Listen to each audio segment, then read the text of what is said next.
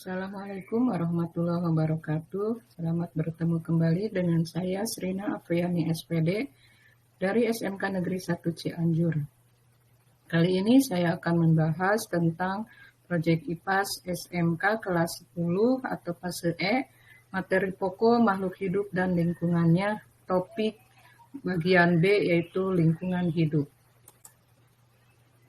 Lingkungan hidup. Tujuan pembelajarannya adalah 1. Mendeskripsikan pengertian lingkungan hidup, yang kedua mengidentifikasi komponen lingkungan hidup, dan yang ketiga mengidentifikasi makhluk hidup berdasarkan peranannya. 1. Definisi lingkungan hidup.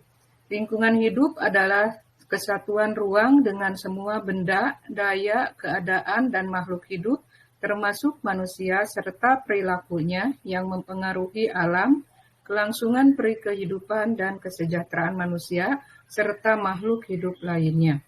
Dikutip dari Undang-Undang Nomor 32 Tahun 2009 tentang Pengelolaan Lingkungan Hidup, Pasal 1 Ayat 1. 2. Komponen lingkungan hidup terdiri dari A. Komponen biotik, yaitu semua makhluk hidup yang ada di bumi.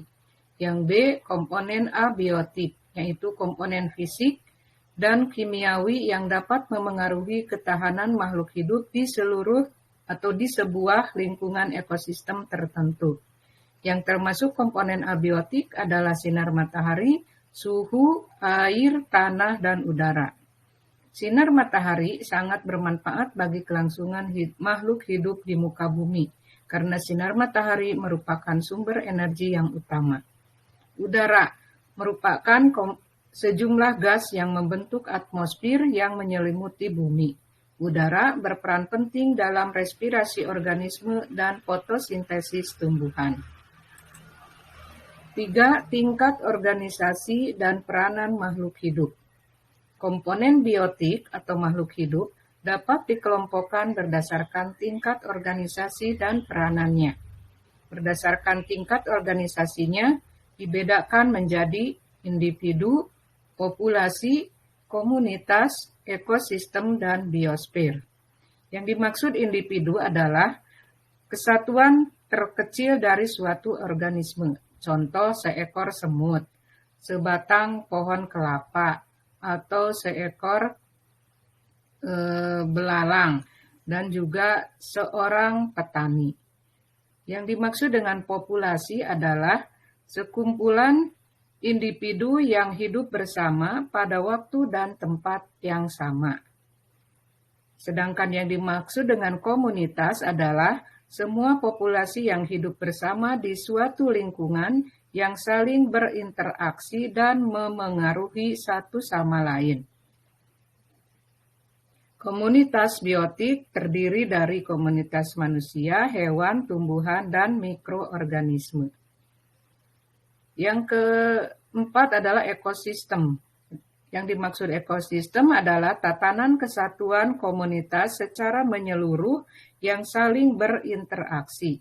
Anggota komunitas melakukan interaksi secara terus-menerus yang saling memengaruhi dengan komponen abiotik di tempat tersebut, hingga membentuk suatu sistem. Sedangkan yang dimaksud dengan biosfer adalah lapisan kehidupan di permukaan bumi yang meliputi seluruh ekosistem daratan atau terestrial ataupun perairan atau akuatik. Antar komponen ekosistem tersebut terjadi interaksi dan saling membutuhkan untuk kelangsungan hidupnya. Yang B adalah berdasarkan peranannya, terdiri dari produsen atau yang disebut dengan autotrof, konsumen atau yang disebut dengan heterotrof, dan pengurai atau yang disebut dengan dekomposer dan detritivor. Yang disebut dengan produsen adalah segala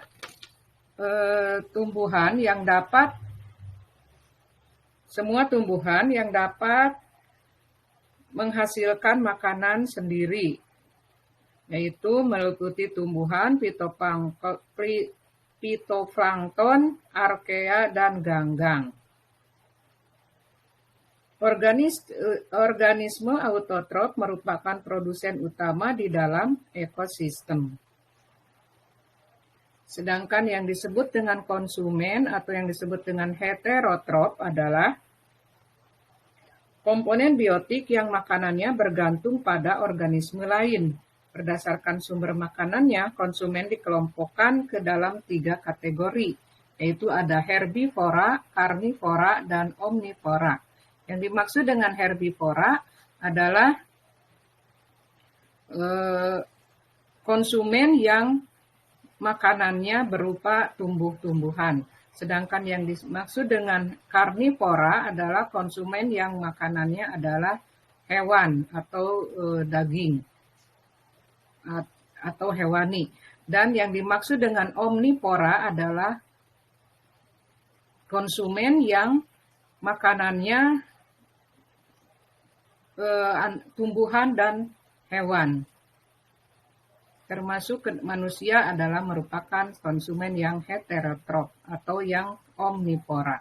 Sedangkan yang disebut dengan pengurai itu ada 2 macam, ada yang disebut decomposer dan ada yang disebut dengan detritivore. Yang dimaksud dengan decomposer adalah organisme yang bertugas menguraikan zat organik sisa makhluk hidup menjadi zat anorganik. Contoh decomposer adalah jamur dan bakteri.